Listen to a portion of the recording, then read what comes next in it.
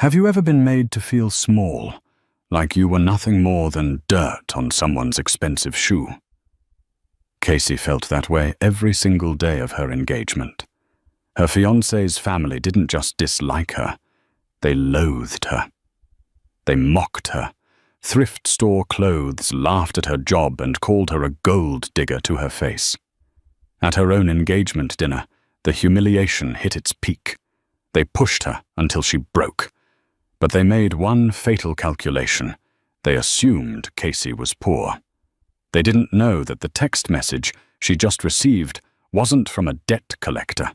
It was from the pilot of a $65 million Gulfstream G650ER, waiting on the tarmac with her true identity. Buckle up. This is the story of how the poor waitress taught a dynasty a lesson they will never forget.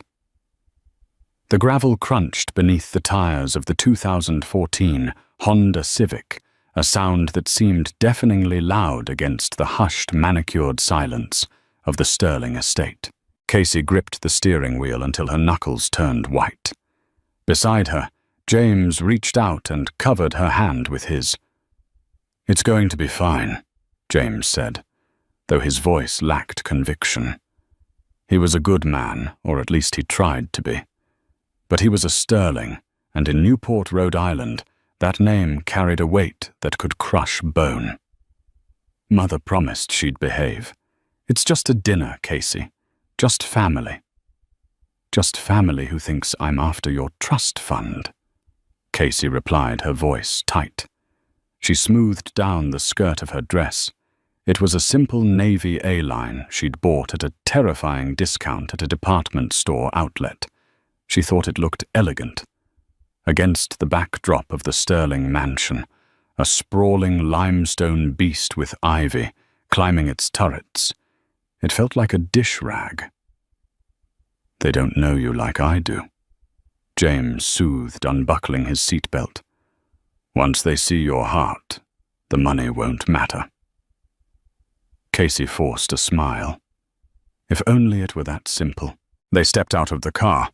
The humidity was stifling, but Casey felt a chill. Standing on the massive portico were the welcoming committee Victoria Sterling, the matriarch, and her daughter Beatrice. Victoria was a woman carved from ice and diamonds. She wore a vintage Chanel suit that likely cost more than Casey's entire college tuition. Beatrice, a year older than James, was her mother's clone, sharper Mina, and holding a glass of Chardonnay at 4:00 p.m. "James, darling." Victoria swept down the stairs, bypassing Casey entirely to embrace her son. She kissed both his cheeks, leaving a smudge of crimson lipstick. "You're late. The caterers are already anxious." Traffic was bad coming off the bridge. "Mother," James said, stepping back to pull Casey forward. "You remember Casey." Victoria's eyes slid to Casey. It was a physical inspection, cold and clinical.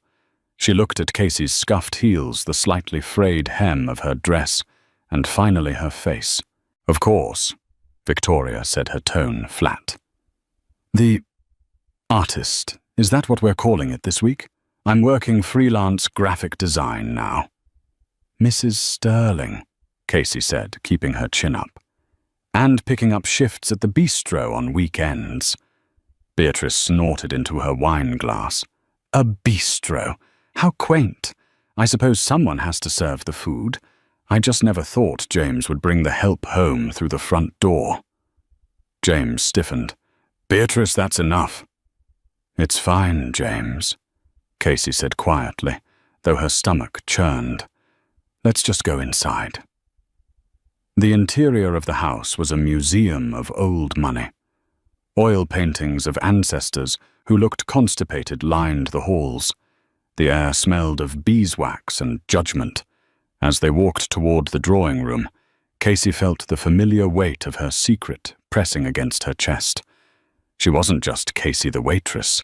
She was Casey Whitmore, the only heir to the Whitmore logistics empire, a global shipping conglomerate that made the sterling family fortune look like pocket change. She had walked away from it all 3 years ago, tired of fake friends and fortune hunters. She wanted to be loved for herself, not her father's private island. She had found James. He was sweet, kind, and seemingly different from the sharks she grew up with. But his family, they were the exact monsters she had run away from. And tonight, she had a terrible feeling the monster was hungry. Dinner was a torture session disguised as a meal. The table was set with silverware so heavy, Casey worried she'd drop it. There were 5 courses each, smaller and more pretentious than the last. Sitting across from Casey was Richard James's father. He was a silent man who communicated mostly in grunts and checks written to make problems go away. Beside him was Alistair Beatrice's husband, a hedge fund manager who spent the entire appetizer course bragging about shorting a pharmaceutical stock. So, Victoria began slicing into her squab with surgical precision. Casey, James tells us you're living in that dreadful apartment complex downtown, the one near the train tracks. It's not dreadful, Casey defended, putting down her fork. It's cozy, and the rent is reasonable. Reasonable, Beatrice echoed, rolling her eyes.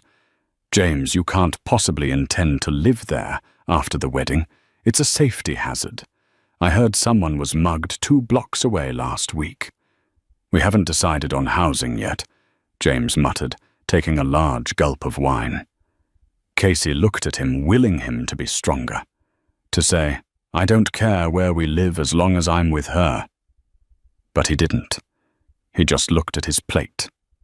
Well, you certainly aren't staying there, Victoria declared.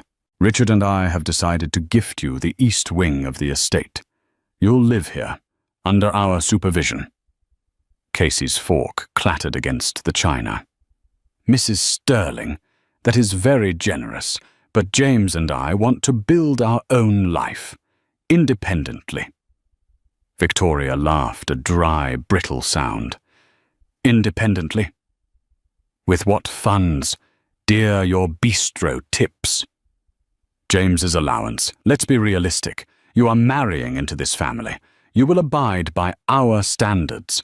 We can't have a Sterling living in squalor. It's not squalor. Casey snapped, her patience fraying.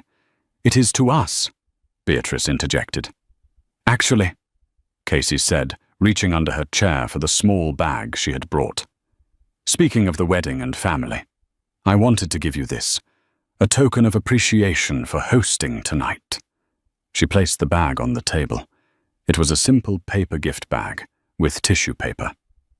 Victoria looked at it as if it might explode. She pinched the tissue paper and pulled out the object inside. It was a framed watercolor painting. Casey had spent weeks on it. It depicted the Sterling estate garden in full bloom, focusing on the rose bushes Victoria was famously proud of. It was delicate, thoughtful, and deeply personal. Victoria held it up. Silence descended on the table. Did you paint this? Victoria asked. Yes. Casey smiled, hoping for a breakthrough. I know how much you love the roses. Victoria stared at it for another second, then dropped the frame onto the table. It landed with a heavy thud face down. How charmingly rustic, Victoria said, wiping her hands on a napkin as if the painting had soiled them. It looks like something a child would bring home from summer camp. Beatrice burst out laughing. Oh, Mother, be nice. She probably couldn't afford a real gift. Art supplies are cheap, right? It's sentimental, Casey whispered, her face burning. Sentimental doesn't pay for the heating bill, dear. Richard spoke up for the first time, his voice gruff. James, is this really the best you could do? A girl who paints pictures and waits tables. She's talented. Dad, James said weakly. She's a liability, Victoria corrected. Casey. Let's stop the charade. We know why you're here. You found a soft-hearted boy with a big inheritance. You want the clothes, the cars, the status. You think a watercolor painting makes you one of us. Victoria reached into her purse and pulled out a checkbook. She scribbled something hastily and tore it out. She slid it across the mahogany table toward Casey. $50,000, Victoria said.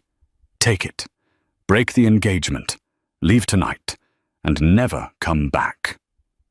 Casey looked at the check. The zeros stared back at her.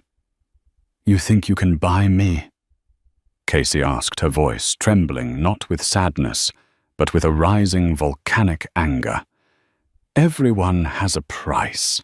Beatrice sneered. Yours is probably a lot lower than 50 grand, but Mother is feeling generous.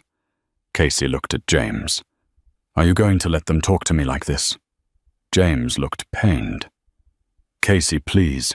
Mom put the check away. Casey, just maybe apologize for the painting.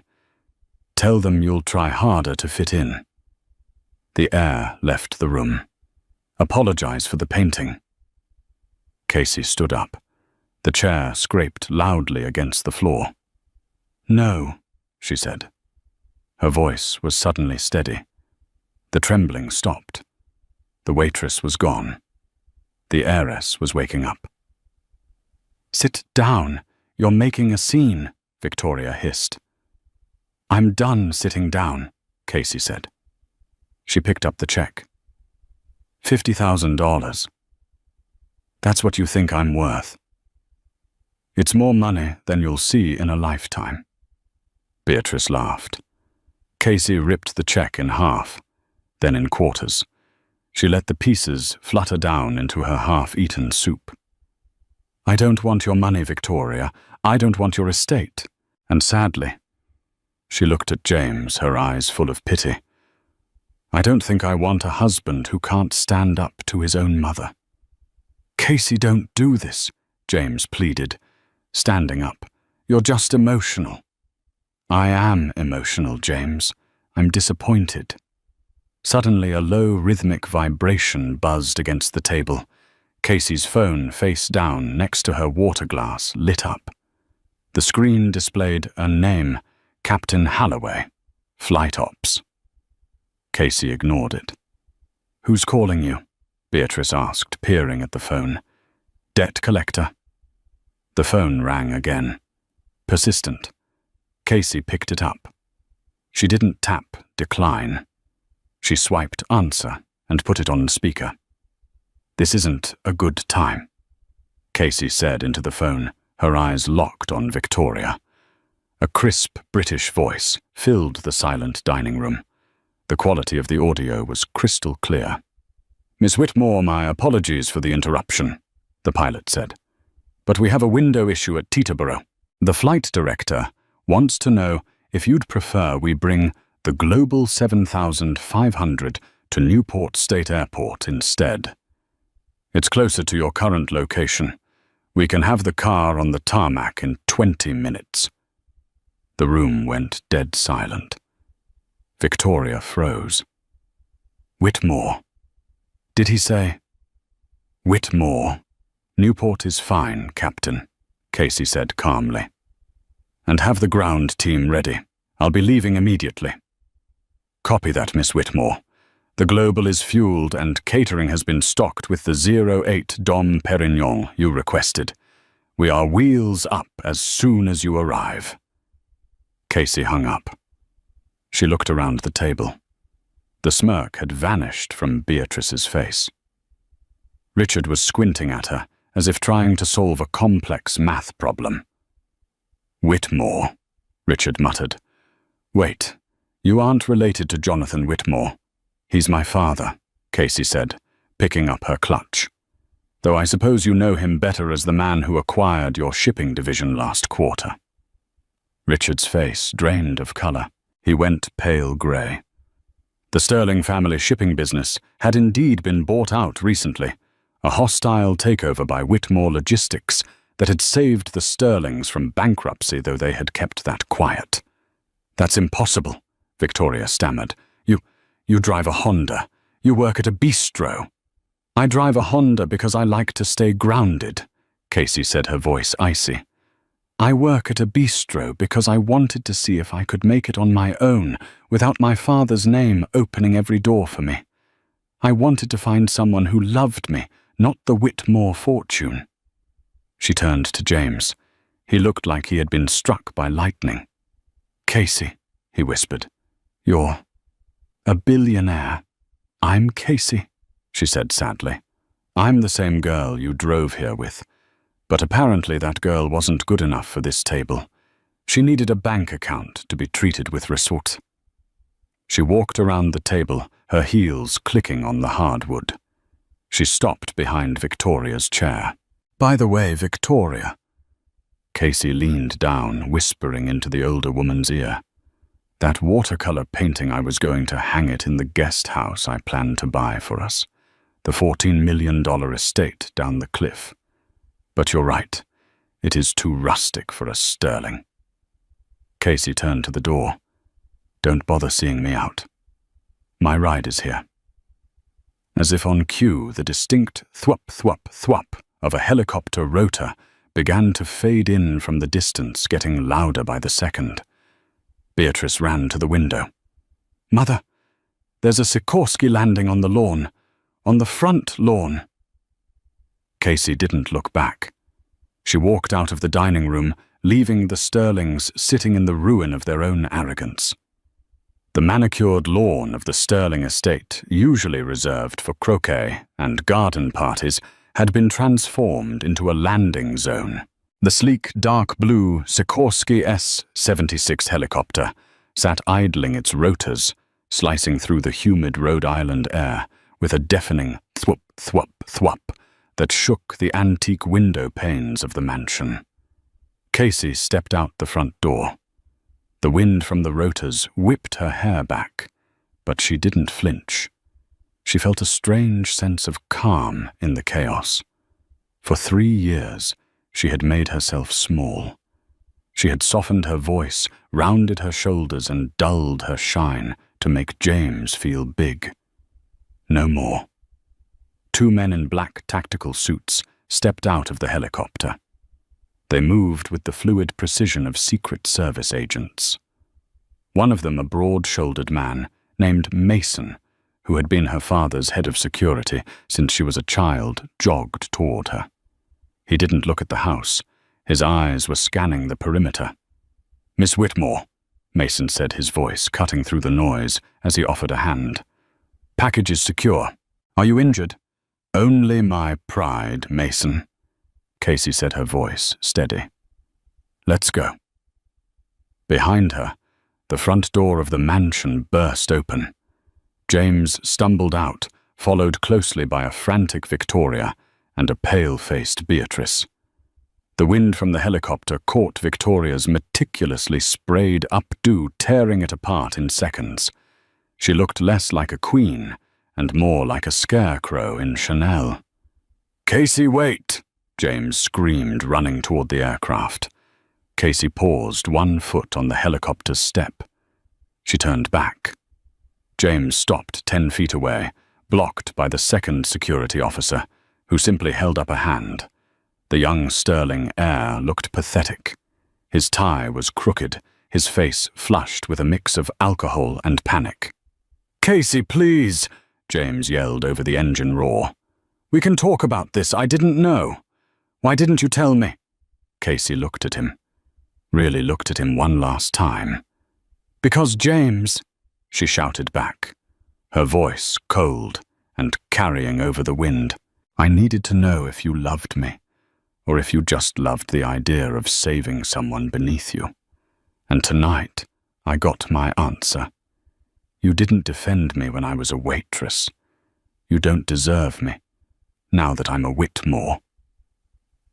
I love you, James cried, tears streaming down his face. I do. No, Casey said, stepping up into the cabin. You love your inheritance, and you just lost the best asset you ever had. She pulled the door shut. The lock engaged with a heavy final thud. Inside the cabin, the noise was dampened to a hum. The interior was lined with cream leather and mahogany. Casey sank into a seat and buckled in. She watched through the window as the helicopter lifted off. The figures of James, Victoria, and Beatrice shrank rapidly, turning into insignificant dots on the landscape, and then vanishing entirely as the aircraft banked over the Atlantic Ocean. Casey closed her eyes and let out a long, shaky breath. A single tear escaped, tracing a hot line down her cheek. She angrily wiped it away. "We have a flight plan filed for Teterboro, then a transfer to the Global 7500 for London," Mason said from the jump seat, handing her a tablet. "Your father is in Tokyo, but he's been briefed. He sent a message." Casey looked at the tablet. It was a short text from Jonathan Whitmore, head high kid. "Business is business. Come home." Back on the ground, the silence that followed the helicopter's departure was heavier than the noise had been. Victoria Sterling stood in the middle of her ruined flower bed, her heels sinking into the dirt. She was trembling. "Whitmore," Richard Sterling whispered, walking out onto the porch. He looked like he was having a cardiac event. He was clutching his chest, his face grey. "Victoria, do you understand what you just did? She lied to us," Victoria shrieked, trying to regain her composure. "She deceived us, pretending to be a pauper. It's entrapment." "It's a disaster," Richard roared, a vein bulging in his forehead. "Whitmore Logistics owns the majority of our debt, Victoria.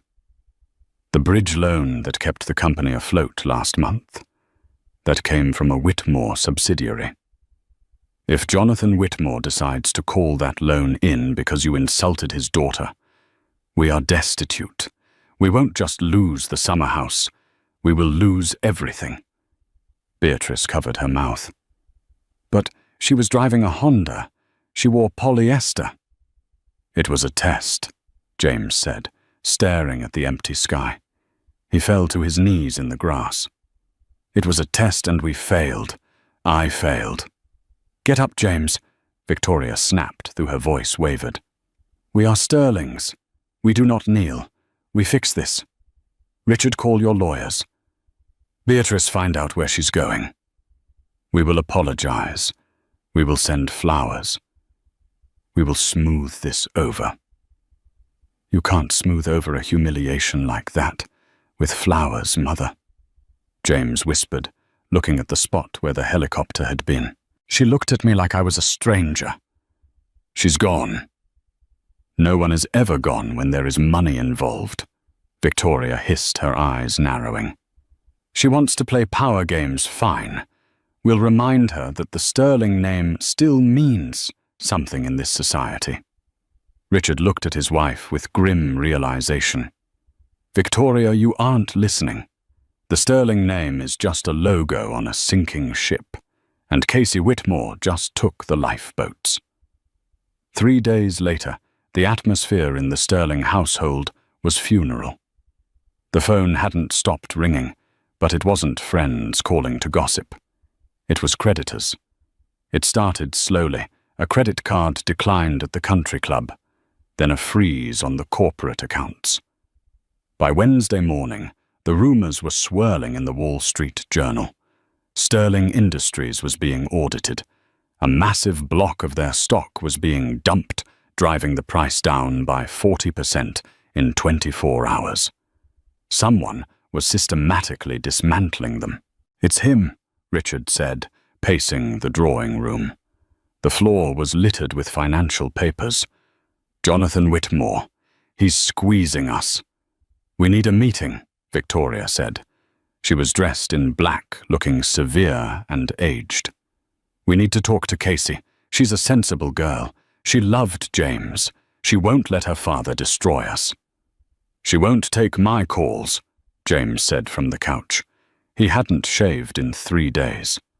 "I've called 50 times. Blocked." "Then we go to them," Victoria decided. I received a summons this morning. A summons? Beatrice asked.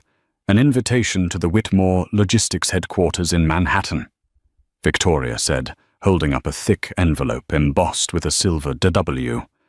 To discuss the future of our partnership. It's a peace offering. I knew it. She wants to negotiate. James looked doubtful. Or she wants to watch us beg. The Whitmore Tower in Manhattan was a monolith of steel and blue glass that pierced the sky looking down on the Empire State Building. The Sterling family arrived in a hired town car. Their personal driver had quit yesterday when his paycheck bounced.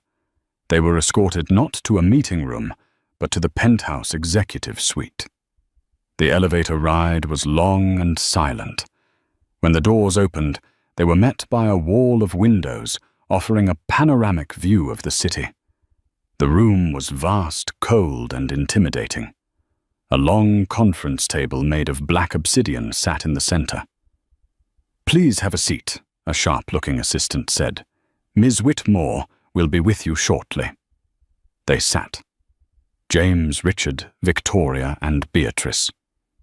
They waited for 20 minutes. It was a calculated power move, and it worked. Victoria fidgeted. Richard sweated. Finally, the double doors at the far end of the room opened. Casey walked in. She was unrecognizable from the girl in the navy outlet dress. She wore a tailored white suit that screamed bespoke Italian tailoring. Her hair was sleek, sharp, and professional. She didn't walk. She glided. But the biggest change was her eyes. The warmth was gone. In its place was the hard, polished steel of a CEO. She wasn't alone. Flanking her were 4 lawyers and her father, Jonathan Whitmore. Jonathan was a giant of a man with silver hair and a reputation for eating competitors for breakfast. Casey took the seat at the head of the table. She didn't smile. She didn't say hello. She placed a single file folder on the obsidian surface. "Ms. Whitmore," Victoria began, putting on her best socialite smile. "Casey, darling, it's so good to see you. We've been so worried. That exit the other night was so dramatic. We wanted to clear the air." Casey looked at Victoria for a long, uncomfortable silence. "This is a business meeting, Mrs. Sterling," Casey said coolly. "Please address me as Ms. Whitmore or Chairwoman." Victoria's smile faltered. "Chairwoman? But your father—" "My father is retiring next year," Casey said, gesturing to Jonathan, who sat back with a proud smirk. "I have assumed operational control of the North American division as of yesterday. My first order of business was reviewing our distressed assets. That brings us to Sterling Industries." Richard leaned forward, his hands shaking. "Casey, Ms. Whitmore, we know there are some liquidity issues, but our fundamentals are strong. We just need an extension on the bridge loan. Just a few months." "I've reviewed your fundamentals, Richard," Casey said, opening the folder. "Your company is hemorrhaging cash. You're over-leveraged in real estate, and your management costs, specifically family salaries, and expenses are exorbitant." She pulled out a sheet of paper. "Victoria, you billed the company $200,000 last year for consulting fees." Casey raised an eyebrow. "And Beatrice $150,000 for lifestyle branding." Beatrice shrank in her chair. I do PR." "You post photos of your lunch on Instagram," Casey corrected. "That's not PR. That's theft." "Now see here." Victoria stood up, her face flushing red. "You cannot speak to us like this. We are family, or we were almost family. You are doing this out of spite because I didn't like your painting." Casey closed the folder. The sound echoed like a gunshot. This isn't about the painting, Victoria, Casey said softly. This is about competence and character. You told me that everyone has a price. You tried to buy me off for $50,000. Casey signaled to one of the lawyers, who slid a document across the table to Richard. That document is a notice of default, Casey explained. We are calling in the loan, in full, immediately. We can't pay that, Richard gasped. It's $40 million. We don't have the cash. I know, Casey said, which is why we are exercising the collateral clause. Whitmore Logistics is seizing your assets to satisfy the debt. What assets? James asked, his voice trembling. Casey looked him in the eye. The shipping fleet, the warehouses, and the Newport estate. The room went dead silent. You can't take the house, Victoria whispered, holding the table for support. It's been in the Sterling family for 4 generations.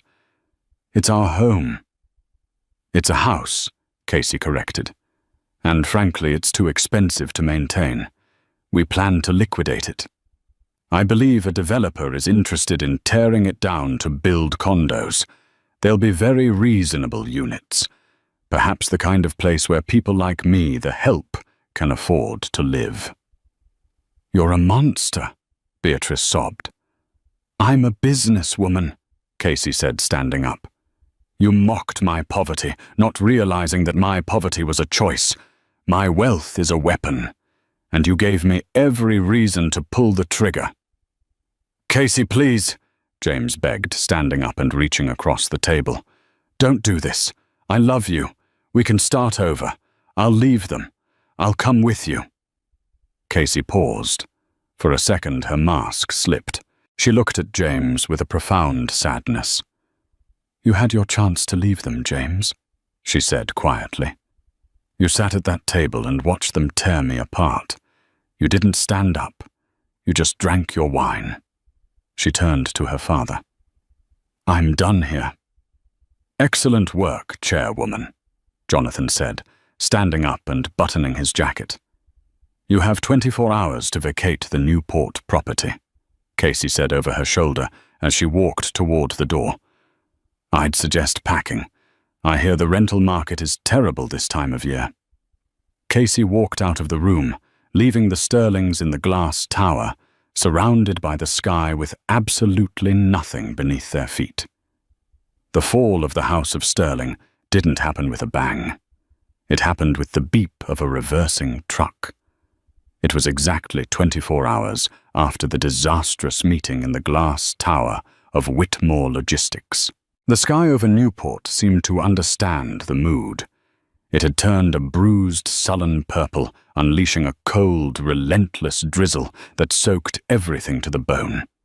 The Atlantic Ocean, usually a picturesque backdrop for the Sterling family's garden parties, looked angry and grey, crashing violently against the cliffs below. A fleet of 3 massive, unmarked black trucks idled on the gravel driveway. They didn't belong to a high-end moving concierge. They belonged to a forensic asset liquidation firm, the kind of company hired to strip a carcass clean. Beatrice Sterling was making a spectacle of herself near the fountain. She was wrestling physically, wrestling with a burly man in a rain poncho over a set of Louis Vuitton steamer trunks. You cannot take these, she shrieked, her voice cracking with hysteria. Rain plastered her hair to her forehead, ruining a blowout that had cost $300. These are personal effects. My initials are monogrammed on the side, B.S. Beatrice Sterling. The man didn't even look at her. He checked a barcode on his clipboard. Everything purchased with company funds is classified as company property, ma'am, he said, his voice bored and monotonous. The audit shows these trunks were expensed as client retention gifts in fiscal year 2021. You kept them. That makes them embezzled assets. They go on the truck. He yanked the handle from her grip. Beatrice slipped in the wet gravel, scraping her knee, but no one moved to help her. The staff, the gardeners, the maids, the chef had all left hours ago, their final paychecks having cleared only thanks to a mercy clause Casey had inserted in the takeover deal. Victoria Sterling sat in the back of a car parked near the gate. It wasn't the Bentley. The Bentley had been repossessed at dawn. It was a rented Ford Taurus Grey and nondescript, smelling faintly of stale cigarette smoke and pine air freshener. Victoria stared straight ahead, her face a mask of porcelain shock. She refused to look at the house. She refused to watch the movers carrying out the 18th century grandfather clock that had ticked in the hallway for 60 years. She refused to watch them roll up the Persian rugs. She was catatonic, her mind unable to process a reality where she wasn't the Queen of Newport. Victoria, roll up the window. Richard muttered from the driver's seat. He looked 10 years older than he had yesterday.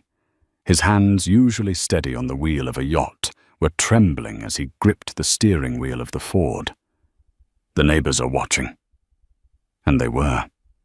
The eviction of the Sterlings had become the spectator sport of the season. Black Range Rovers and silver Porsches drove by, slowly prowling like sharks, sensing blood in the water. These were people the Sterlings had dined with for decades, people they had hosted for galas. But they didn't stop to offer help. They didn't roll down their windows to offer a guest room or a comforting word. They slowed down just enough to see the tragedy, their faces pressed against the tinted glass, whispering into their phones. In their world, poverty was a contagious disease, and the Sterlings were now patient zero. James was the last to leave the house. He walked out the front door, the heavy oak slamming shut behind him, with a sound that felt like a gavel striking a block. The house was empty now, hollow. Without the furniture, without the art, without the noise of their pretension, it was just a pile of cold limestone. He carried a single cardboard box. It contained a few changes of clothes, his toothbrush, and a photo of him and Casey from when they first started dating, before he had brought her home, before he had let his family destroy her. He walked down the stone steps, the rain soaking through his shirt. As he reached the bottom step, something caught his eye near the rose bushes, Victoria's prized award-winning roses now drooping and battered by the storm. Something was buried in the mud. James walked over his dress shoes, sinking into the wet earth. He crouched down. It was the frame, the cheap, simple frame Casey had brought to dinner. He pulled it out of the muck. The glass was cracked, a spiderweb of fractures running across the surface. The rain had seeped inside. The watercolor painting, which had been a delicate, vibrant depiction of the garden in bloom, was ruined. The colors had bled together, the pinks of the roses merging with the greens of the ivy into a weeping gray mess. It looked exactly how James felt. He wiped the mud off the glass with his sleeve, smearing the dirt, but clearing a small patch so he could see the signature in the corner. S. Whitmore. James. "Get in the car," Victoria snapped from the sedan. Her voice was shrill, desperate to flee the scene of her execution. "We have to get to the motel before dark. I won't be seen checking into a motel in daylight." "The motel?" James repeated the word, tasting like ash in his mouth. He tucked the broken painting under his arm, shielding it from the rain with his body, and got into the cramped back seat of the Ford.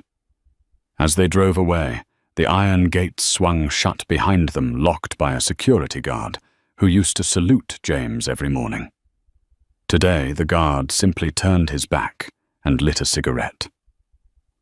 2 weeks later, the reality of their new life had settled in like a heavy fog. They were living in a 2-bedroom apartment in a run-down complex on the outskirts of Providence, ironically only a few miles from the dreadful apartment complex Casey used to live in. But this place was worse. The walls were paper-thin, vibrating with the bass of the neighbor's stereo. The hallway smelled of boiled cabbage and mildew. The heating vents rattled like dying engines. The silence between the family members was suffocating. Richard spent his days staring at the television, watching financial news muttering about market manipulation. Victoria lay in bed with the curtains drawn, claiming she had a migraine, refusing to look at the cheap laminate flooring. James sat at the small, wobbly kitchen table, the blue light of his smartphone illuminating his unshaven face. It had been 14 days, and he had applied to 37 jobs. The result was always the same. Sterling. Related to the Sterling Industries bankruptcy. We aren't hiring at the moment. Your family is a liability. The name that used to open boardroom doors was now a toxic mark. It signaled incompetence, scandal, and failure. His phone buzzed in his hand. A news alert. Whitmore heiress announces new foundation for struggling artists. James's thumb hovered over the screen. He shouldn't click it. He knew it would hurt. He clicked it. A video began to play. It was coverage of a press conference in Manhattan. Casey stood at a podium bathed in camera flashes. She looked breathtaking. She wore a tailored black dress that screamed power and elegance. Her hair was swept back, her makeup flawless. She didn't look like the girl who served tables. She looked like a titan of industry. But it was the person standing next to her that made James's breath catch in his throat. Beside Casey stood a man. He was tall, with broad shoulders and messy sandy blonde hair. He wasn't wearing a suit. He wore a blazer over a t-shirt, looking effortlessly cool. The caption identified him as Ethan Caldwell, a visionary architect known for sustainable housing projects. In the video, Casey laughed at something Ethan whispered to her. It wasn't a polite socialite laugh. It was a real, full-bodied laugh. Ethan looked at her with a mixture of respect and adoration that James realized with a sickening jolt he had never shown her. "She looks rich," Beatrice said. James jumped. Beatrice was standing behind him, peering over his shoulder. She was wearing stained sweatpants, her hair unwashed and tied in a messy knot. She looked hollowed out. "She looks happy." James corrected his voice, quiet. "Do you think—" Beatrice hesitated, chewing on a fingernail. "Do you think if we called her, if we explained how bad it is, Mom needs her medication and we're behind on the rent for this dump, maybe she'd send us something, just a few thousand. It's pocket change to her now." James stared at the phone screen at Casey's radiant smile. He felt a hot, bubbling anger rise in his chest, not at Casey, but at the pathetic creature his sister had become. At the pathetic creatures they all were. He slammed the phone down on the table. The plastic cracked. "Is that all you think about?" James shouted, standing up. The chair scraped loudly against the cheap linoleum. "Money. We lost her because we treated her like garbage. Beatrice, we treated her like she was nothing because her bank account was empty. And now you want to beg her for cash. Asking for money now would just prove every single thing she said about us was right." "We are garbage, James," Beatrice screamed back, tears streaming down her face. "Look at us. Look at this place. We have nothing. We are nobodies." James looked at his sister. He looked at the closed door of his mother's room. He looked at the broken painting, leaning against the wall near the trash can, where he had placed it to dry. "No," James said. He grabbed his coat from the back of the chair. "I'm not a nobody. and I'm done waiting for a handout." "Where are you going?" Beatrice cried. "I'm going to get a job," James said, buttoning his coat. "A real one. I don't care if it's scrubbing floors or pouring concrete. I'm going to work until my hands bleed if I have to. But I am done being a Sterling." He walked out the door into the smelly hallway, leaving the ruins of his family behind, to finally start building something real. 6 months later. The transformation was complete, not just of the building, but of the woman standing at its center. It was a crisp, biting November evening in New York City. The wind whipped off the East River, rattling the frosted panes of the old industrial district in Dumbo, Brooklyn. But inside the Whitmore Collective, the air was warm, scented with fresh lilies, expensive perfume, and the faint electric buzz of success. Casey had bought the dilapidated warehouse 3 months prior. It had been a shell of rust and broken glass, much like her heart the night she left Newport. Now it was the crown jewel of the city's art scene, a gallery and non-profit dedicated to funding arts education for underprivileged schools. Tonight was the opening gala. The space was cavernous, with soaring ceilings and exposed brick walls that had been sandblasted to a warm terracotta. The lighting was low and amber, designed to make the art pop and the guests look beautiful. And the guests were beautiful. This wasn't the stuffy, judgmental crowd of the Sterling estate, where lineage mattered more than character. This room was filled with innovators, tech moguls, avant-garde sculptors, and philanthropists who actually cared about the causes they signed checks for. Casey stood near a massive abstract oil painting, holding a flute of sparkling water. She wore a gown of deep, shimmering emerald silk that draped over her frame like liquid gem. It was tailored to perfection, bold and unapologetic. The girl who had once tried to shrink herself to fit into a Honda Civic was gone. In her place was Casey Whitmore, chairwoman, patron, and a woman who finally knew her own dimensions. "You have a look on your face," a deep, warm voice rumbled beside her. Casey turned, her smile widening instinctively. Standing there was Ethan Caldwell. He was wearing a tuxedo, but he wore it with the casual ease of a man who didn't need clothes to define his status. Ethan was a renowned architect, the genius behind the city's new sustainable housing initiative, and the man who had helped Casey redesign this very building. "What kind of look?" Casey asked, tilting her head. "The look of someone who is trying to figure out if the catering staff brought enough of those crab cakes," Ethan teased, offering her a small plate. "I grabbed you too. I know you haven't eaten since the board meeting at 8 a.m. Casey took the plate, grateful. "You know me too well, Ethan." "I'm learning," he said softly. His eyes lingered on her face, not with possession, but with admiration. He didn't look at her like an asset to be managed. He looked at her like she was the sun, and he was just happy to be in the orbit. "You did this, Casey. All of this. It's incredible." "We did this," she corrected, gently touching his arm. "I couldn't have done the structural renovations without you." "I just drew the lines," Ethan shrugged. "You provided the soul." A sudden commotion at the front entrance broke the moment. The heavy glass doors, usually guarded by the velvet rope, were being blocked. The hum of conversation in the room didn't stop.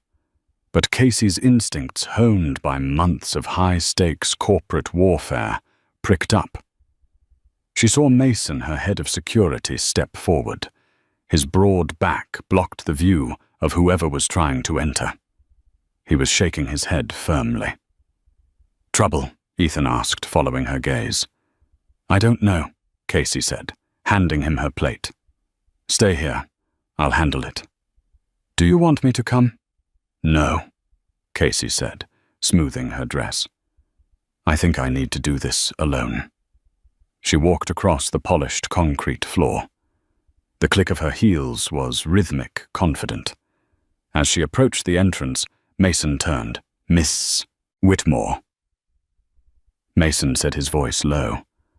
"I have an individual here who insists on seeing you.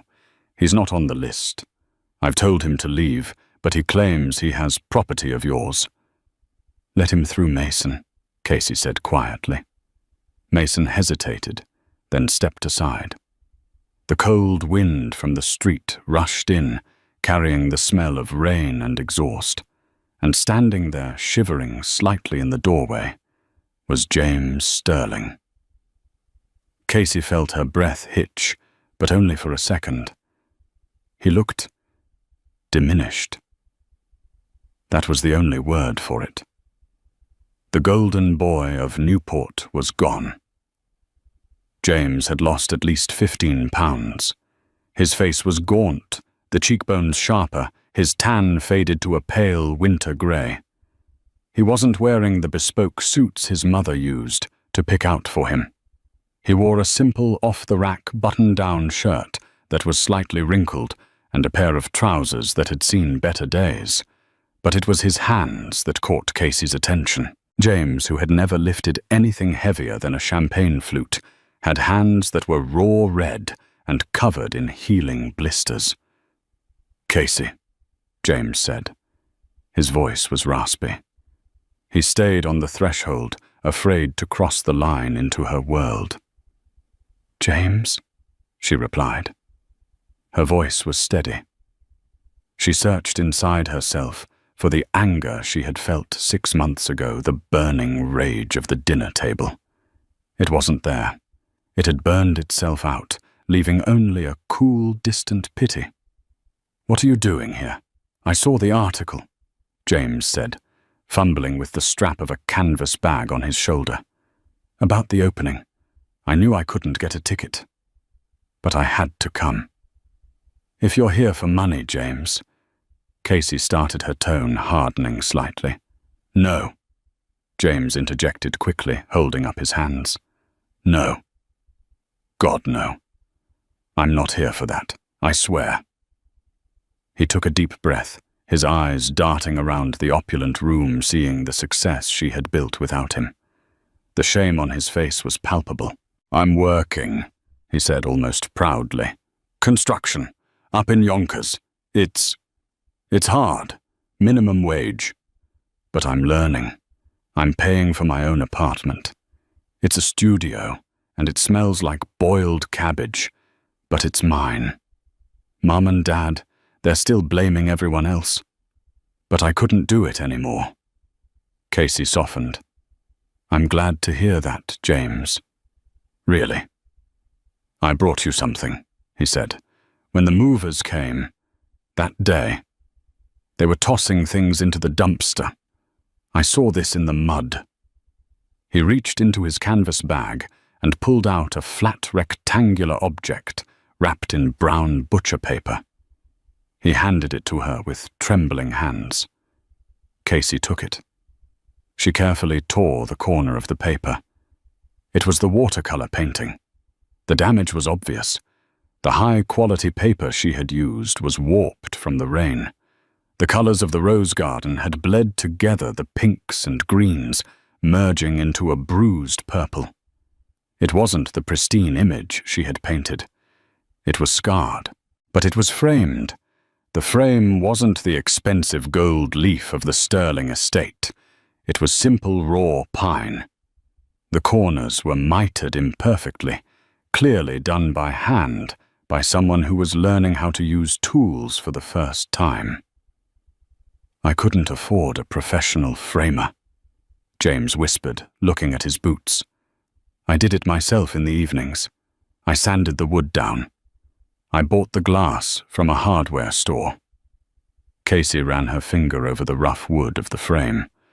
"You fixed it." "I tried," James said. He looked up, his eyes wet. "It was the only real thing in that house, Casey. Everything else was fake. The furniture, the friends, the smiles. This This was the only thing that had any love in it. And we threw it in the dirt. He took a step back, the cold wind swirling around him. I know I missed my chance. James continued, his voice cracking. I know I was a coward. I sat there and let them belittle you because I was afraid of losing my allowance. I lost the only thing that actually mattered. He looked past her towards the center of the room, where Ethan was watching protectively. He looks like a good man, James said, forcing a small, sad smile. He looks like he stands up for you. He does, Casey said softly. Good, James nodded. He shoved his raw hands into his pockets. I just wanted to give that back to you. It didn't belong in the mud, and neither did you. Thank you, James, Casey said. She meant it. This means a lot. Goodbye, Casey, James whispered. He turned around. He didn't ask for a second chance. He didn't ask for a loan. He simply turned his collar up against the biting wind and walked away, disappearing into the shadows of the Brooklyn street.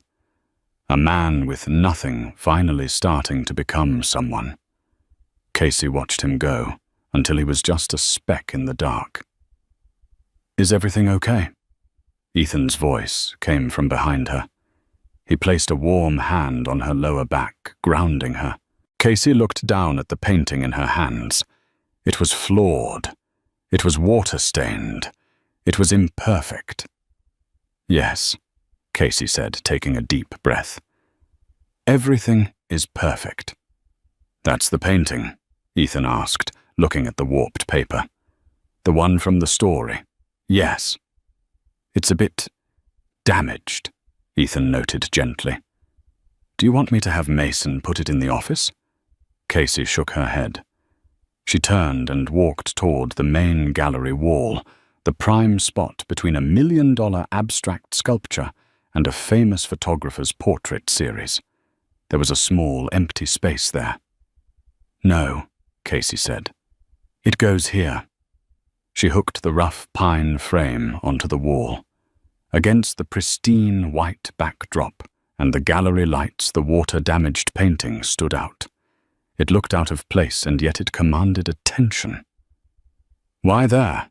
Ethan asked, confused. Casey stepped back, slipping her hand into Ethan's. She looked at the blurred roses and the cheap pine frame. Because it's a reminder, Casey said, her voice strong and clear, that self-worth isn't about the frame you're put in, or the house you live in, or the name you carry. It's about the picture you paint for yourself, even if it gets rained on, even if it gets torn. It's still art. She turned to Ethan, her eyes shining. And besides, she smiled, pulling him toward the music. I think the scars make it more valuable. As they walked back into the warmth of the party, the little watercolor painting remained on the wall. A testament to a girl who was mocked for her poverty, only to realize that her spirit was the only wealth that truly mattered. And that is how Casey Whitmore turned her deepest humiliation into her greatest masterpiece. The Sterlings thought they were breaking a poor waitress, but they were actually forging a diamond. James learned his lesson, but he learned it too late. He found his soul, but he lost the love of his life in the process. It brings us to a hard, undeniable truth. People will often show you exactly who they are when they think you have nothing to offer them. Believe them the first time. The Sterlings loved the status, not the woman. And when the status was stripped away, only the truth remained. So here is my question for you. Have you ever had someone treat you poorly, only to change their tune the moment they realized you had something that they wanted? Or have you ever had to walk away from someone you loved because they couldn't respect you? How did you handle it? Tell me your story in the comments below. I read every single one, and your story might just inspire the next video. If you enjoyed this saga of justice, heartbreak, and redemption, please smash that like button. It really helps the channel grow and tells YouTube you want more stories like this. And don't forget to subscribe and hit the bell icon so you never miss a upload. Know your worth, stand your ground, and never let anyone offer you a discount on your own value. Thanks for watching.